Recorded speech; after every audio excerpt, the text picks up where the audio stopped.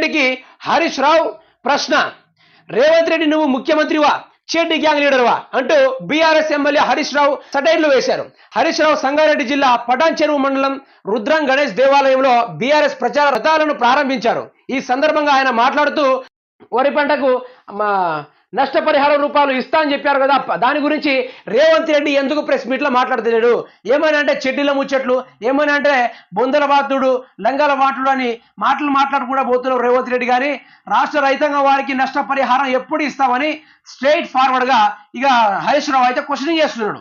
అదేవిధంగా చెప్పేది ఏంటంటే, దయచేసి ముఖ్యమంత్రి రేవంత్ రెడ్డి గారు, తెలంగాణ రాష్ట్రంలో చాలా మంది అప్పులు తీసుకొని పంట వేస్తే ఈరోజు వడగండ్ల వర్షానికి మీరు ఇయ్యని నీళ్ళకి పొలాలు ఎండిపాయే, పొలాలు నేలకు వాలిపాయే, పంట పరిహార నష్టం బాగానే జరిగింది కాబట్టి వారికి పరిహార నష్టం ఏదైనా ఇవ్వాలి కదా.